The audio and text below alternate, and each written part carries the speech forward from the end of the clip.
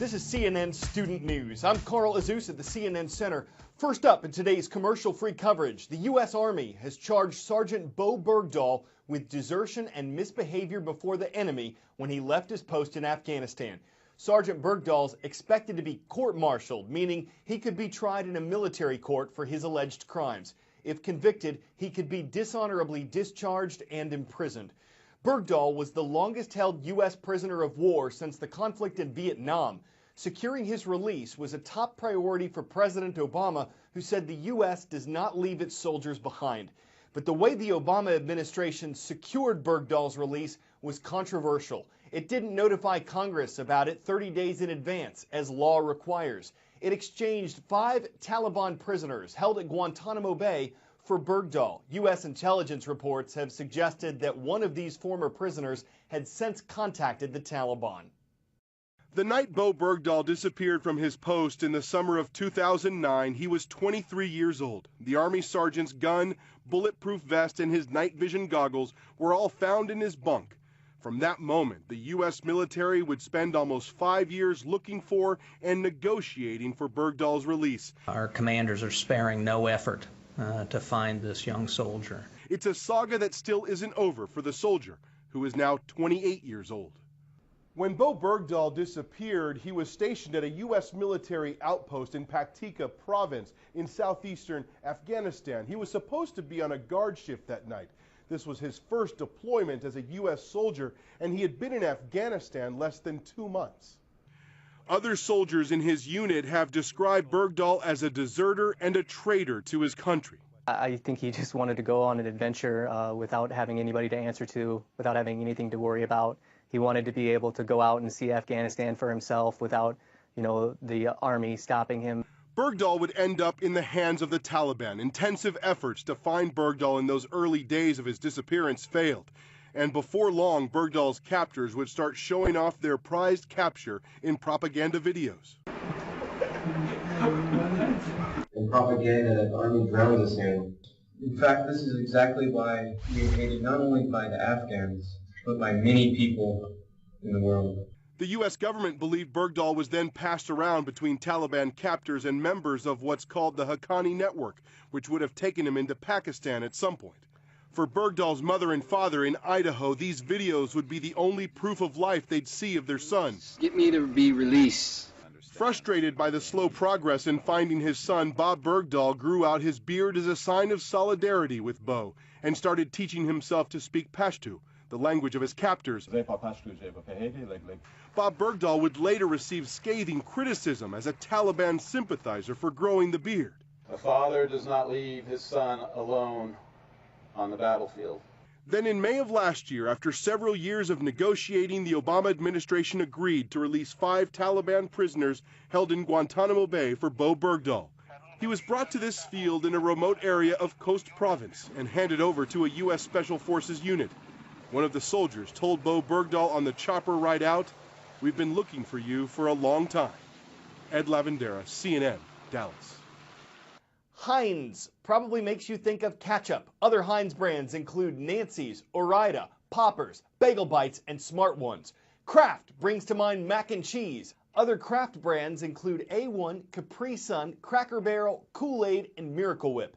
According to USA Today, 98% of American households have some kind of Kraft product in them. The two businesses are planning to merge, forming the Kraft Heinz Company. We say planning because the merger must first be approved by the U.S. government, whose antitrust laws aim to prevent monopolies.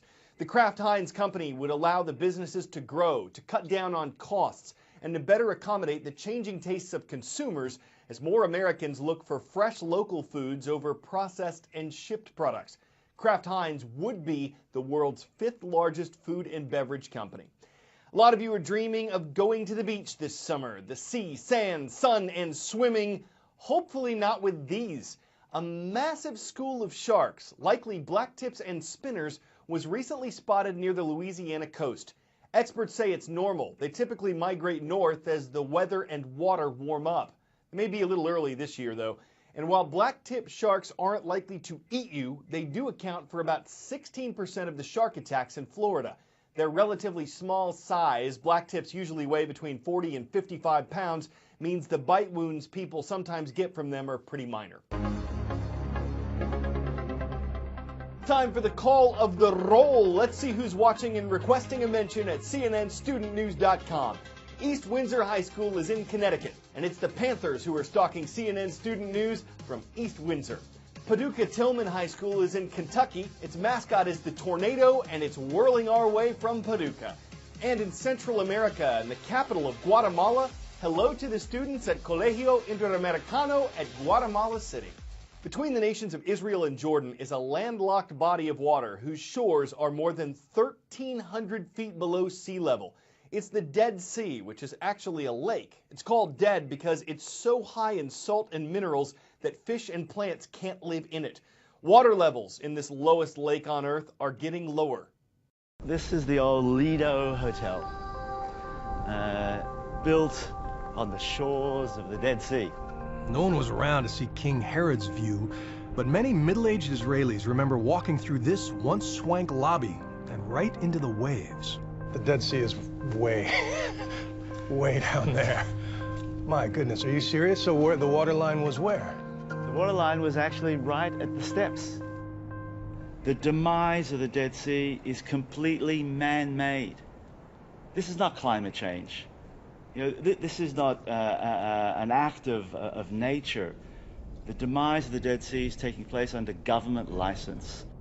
He shows me a mural of an old Crusader map of the Jordan Valley, and it's a great way to get our bearings, to understand that it all begins in the Sea of Galilee, where Jesus took that famous walk across the waves. That is the main source of the River Jordan, and for centuries it flowed into the Dead Sea with enough force to keep up with rapid evaporation under that scalding sun. But in the last 50 years, warring neighbors began draining the Jordan. Israel took half of the River Jordan, another quarter from Syria and another quarter from Jordan. So there is no one villain in this man-made disaster. It is a simple equation of too many people and not enough cooperation. As we drive down, down below sea level, ears a-popping, we see a liquid victim of all that conflict. A lake unlike any other, smooth as blueberry yogurt. Just imagine the elation of ancient travelers seeing it for the first time. Water in the desert. But then they got close and crunched across a bizarro beach of salt, and instead of cool refreshment, found a thick mineral soup that stings the eyes and burns the tongue. No wonder that for centuries the Dead Sea filled visitors with dread. They say that splashing any of the Dead Sea in your face is a sensation not unlike being pepper sprayed. Or salt and pepper sprayed, I suppose.